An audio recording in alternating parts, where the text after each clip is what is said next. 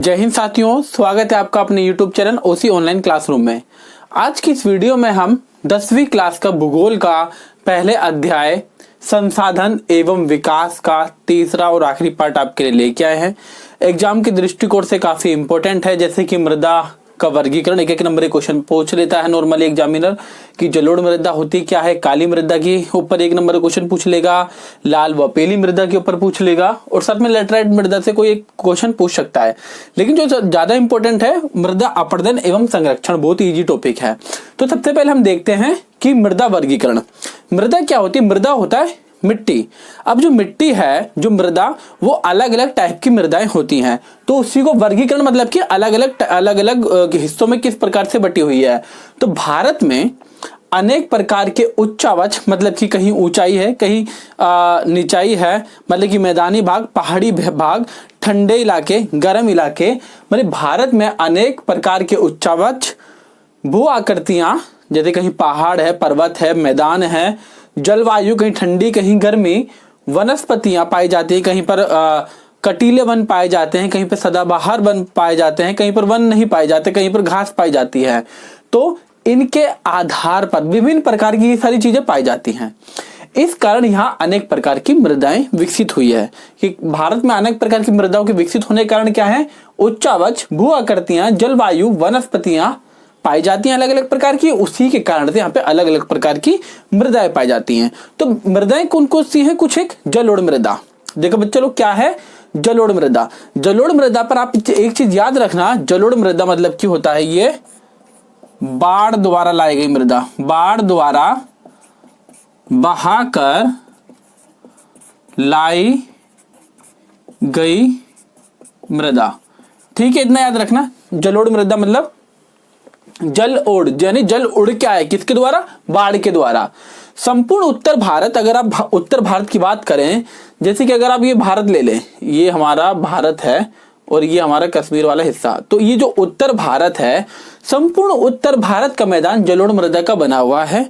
हरिद्वार, ऋषिकेश और अपना ये पटना वगैरह जो भी उत्तर प्रदेश का जो क्षेत्र माना जाता है, उत्तर प्रदेश बिहार का, ये जलोढ़ मृदा का बना हुआ है। ये हिमालय की सिंधु नदी के आसपास का क्षेत्र, गंगा नदी के आसपास का क्षेत्र, ब्रह्मपुत्र नदी के आसपास का क्षेत्र जो है, वो नदियां अपने द्वारा बाढ़ के द्वारा जो मिट्टी वगैरह लेके आती हैं और वो छोड़ देती हैं। उसी के निक्षेप से, निक्षेप का मतलब क्या हुआ? वो अपने साथ कुछ लेके आई मिट्टी वगैरह, नदियां बहाकर बाढ़ में, और उन्होंने दूसरी जगह पर छोड़ दिया, तो उसी से ये मिलकर बना है। ये बाढ़कृत मैदान है। बाढ़, अब क्वेश्चन पूछ सकता है कि निम्न में से कौन सी मृदा बाढ़कृत मृदा है? तो आपका ऑप्शन होगा जलोढ़ मृदा। ठीक है, आयु के आधार पर जलोढ़ मृदा को दो भागों में बांटा जाता है। एक है पुराना जलोढ़ और एक है नया जलोढ़। ठीक है, जो पुराना जलोढ़ है इसे बोलते बांगर, और नया जलोढ़ क्या है? उसे बोलते खादर। ठीक है, एक चीज आप एग्जांपल लीजिए। ठीक है, अगर आप ये हम मिटा देते हैं ऊपर का कुछ भाग, देखिए, अगर आप ये एक नदी बह रही है, बच्चा लोग क्या बह रही है? ये नदी। ठीक है, और नदी ने यहाँ पर बाढ़, ये नदी ने इस एरिया में बाढ़ लगा दी, बाढ़ आ गई। ठीक है, तो यहां पर कौन सी मृदा आई? यहां पर जो यहां पर आई कौन सी मृदा होगी? वो नई मृदा, नई मृदा। और पुराने टाइम पर बाढ़ यहां तक फैली होगी और यहां तक इस टाइम पर बाढ़ नहीं आ पाई, तो यहां पर कौन सी मृदा होगी? पुरानी मृदा, पुरानी मृदा। उसी टाइप से यहां पर कौन सी मृदा होगी? नई मृदा, नई मृदा। और जो यहाँ ये वाला क्षेत्र है अपना, वहां पे कौन सी होगी? पुरानी मृदा। अब जो नई मृदा होगी उसके अंदर जो कण होंगे वो छोटे छोटे कण होंगे। नई मृदा, जो नई नई मिट्टी होगी, जो नई नई बनी होगी, उसके अंदर छोटे छोटे कण होंगे, और जो पुरानी मृदा होगी उसमें मोटे मोटे कण होंगे। बस इतना ही ध्यान रखना। ठीक है, अब दूसरा है काली मृदा। काली टाइप की मृदा है, उसी को काली मृदा कहते हैं। और का से याद रखना कपास, कपास वाली मृदा भी इसे कहा जाता है। इस मृदा का रंग काला होता है, इसे रेगुर या काली कपास मृदा के नाम से भी जाते हैं। का से कपास, काली मृदा, ठीक है, काली कपास मृदा के नाम से भी इसे जाना जाता है। क्वेश्चन पूछ सकता है कि निम्न में से कौन सी कपास मृदा है या फिर काली मृदा को किस नाम से जाना जाता है? रेगूर काली मृदा, काली कपास मृदा। ये दक्कन पठार बेसाल्ट क्षेत्र के उत्तर पश्चिम भागों में पाई जाती है और ये लावा जनक सेलों से बनी हुई है, ठीक है। अब देखते हैं ये क्या है, कहां पाई जाती है। देखिए अब ये भी मिटा देते हैं हम। दक्कन भारत क्या है, सबसे पहले देखते हैं कि अगर आप बात करें ये भारत का नक्शे का दक्षिण वाला हिस्सा है, तो ये जो महाराष्ट्र मध्य प्रदेश का जो ये वाला हिस्सा है ना, ये है दक्कन भारत, ठीक है, दक्कन भारत। आप एक चीज बच्चा लोग याद रखना कि जब ज्वालामुखी विस्फोट होता है और ज्वालामुखी विस्फोट से क्या निकलता है? लावा, सॉरी मैग्मा, मैग्मा। और जब ये बाहर आ जाता है जो भी इसके अंदर, तो उसे क्या बोलते हैं हम? लावा। अभी जब ये मैग्मा धीरे धीरे, जैसे कि पुराने टाइम पे, जैसे कि जब पूरी पृथ्वी जब बनी थी, तो ये जो दक्कन वाला ये हिस्सा है, यहाँ पर ज्वालामुखी विस्फोट हुआ था और उसमें से मैग्मा निकला और लावा धीरे धीरे धीरे धीरे ठंडा हो गया और ये धीरे धीरे ठंडा हो गया, उसी के आसपास क्या हो गया? बेसाल्ट बन गया। तो मतलब कि ये जो दक्कन भारत वाला हिस्सा है वो किससे मिलके बना है? लावा जनक सेलों से बना है, ठीक है। और यहाँ पर क्या है? काले रंग का है, काली मृदा है। बेसाल्ट जो क्षेत्र पाया जाता है, गूगल पे सर्च मारिए बेसाल्ट, तो वो काले रंग का नजर आएगा आपको, तो वो आपको काला रंग ही दिखेगा।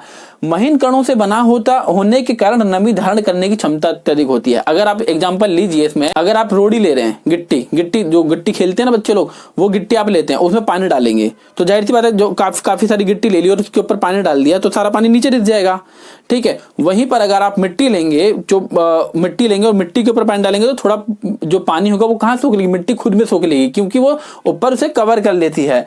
तो उसी प्रकार से जो महीन कण की मिट्टी मृदा होती है ये, तो यहाँ पर इसको पानी ज्यादा धारण कर लेती है और पानी को नीचे रिसने नहीं देती, ठीक है। अब जो तीसरे टाइप की मृदा है, लाल व पीली मृदा, ठीक है। क्या है? लाल मृदा दक्कन पठार के पूर्वी और दक्षिणी हिस्सों में पाई जाती है, मतलब कि इस वाले हिस्से में पाई जाती है और इस वाले हिस्से में, ठीक है, लाल और पीली मृदा पाई जाती है, ठीक है। उड़ीसा, छत्तीसगढ़, मध्य गंगा के दक्षिणी हिस्से में ये पाई जाती है।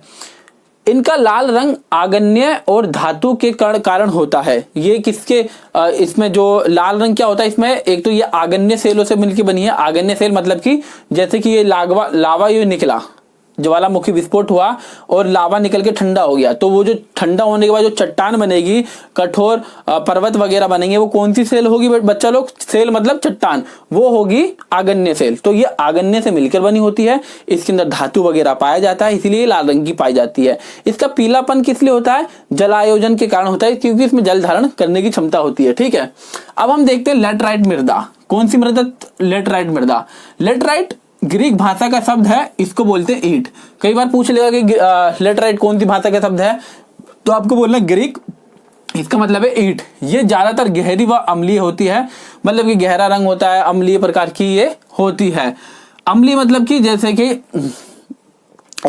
कि उदासीन होता है, क्षार होता है, तो एक ही साइंस में क्वालिटी होती है अम्लीय यानी एसिड टाइप का, ठीक है। पोषक तत्वों की इस मृदा में कमी होती है, जो ज्यादा उपजाऊ मृदा ये नहीं होती।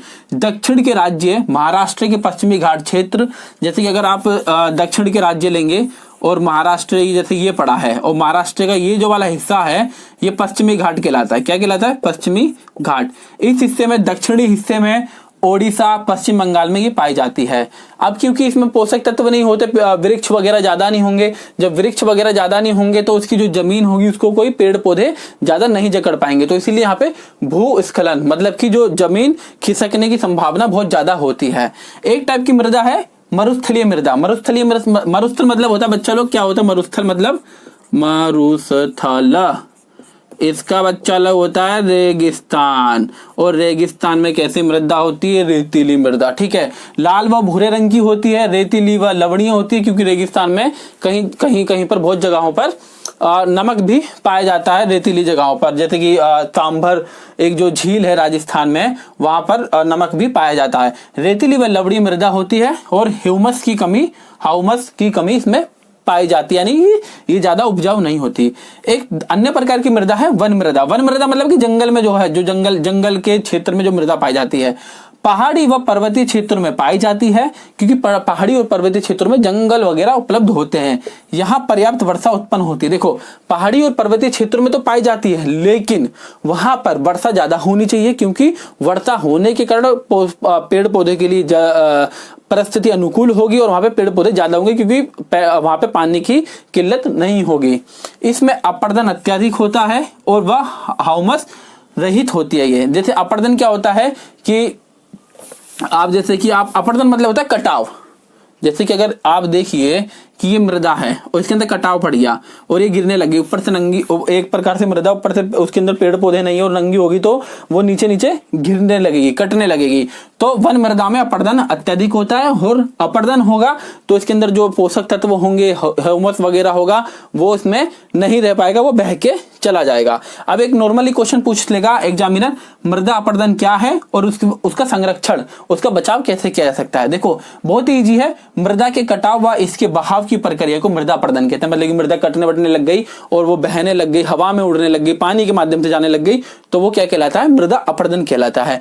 अब मृदा अपर्दन रोकने के क्या उपाय है, मृदा प्रदूषण को रोकने के क्या उपाय हैं। देखो मृदा अपर्दन कैसे रोक सकता है, वहां अधिक से अधिक संख्या में हम अगर पेड़ पौधे लगाएंगे और अधिक से अधिक संख्या में हम मृदा में रासायनिक उर्वरक, केमिकल वाले खाद का यूज कम से कम करेंगे, और मृदा में हम जैविक खादों का, यानी कि जो हम जीव जंतु के गोबर से बनाए हुए खाद का प्रयोग ज्यादा से ज्यादा करने का प्रयास करेंगे, तो वो मृदा हमारे लिए काफी टाइम तक चलेगी और मृदा प्रदूषण से हम बच सकते हैं। और साथ साथ में मृदा अपर्दन को रोकने का सबसे बड़ा कारण है, उपाय है कि वनों की कटाई पर रोक लगाई जाए, और जब भी वन काटे जा रहे हैं तो उनकी जगह पर दूसरे वनों को लगाया जाए। जहां पर वन नहीं है वहां पर वन लगाने का प्रयास किया जाए। तो बच्चा लोग एक ये छोटा सा एक चैप्टर था, 3 लेक्चर्स में ये पूरा हुआ है, क्योंकि हम इसमें क्या कहते हैं, एक लेक्चर में भी खत्म कर सकते थे, 2 लेक्चर में भी खत्म कर सकते थे, लेकिन क्यों नहीं किया, क्योंकि बच्चा लोग हमें ये पूरा का पूरा अच्छे से ये कवर करना है। ठीक है, तो आज के लिए इतना ही। अगर इस वीडियो से संबंधित कोई भी टॉपिक जो हमने पढ़ाया है उसमें कोई डाउट है तो वीडियो कमेंट बॉक्स में हमारे इंस्टाग्राम चैनल का लिंक आपको हमारे वीडियो के डिस्क्रिप्शन में मिल जाएगा, वहां पे जाइए, हमें मैसेज करिए, आपको बताइए क्या दिक्कत है, ये क्या समझ में आया, और आपको अगर अच्छा लगा वीडियो को लाइक कर देना और दोस्तों के साथ शेयर करना मत भूलिएगा। धन्यवाद, जय हिंद।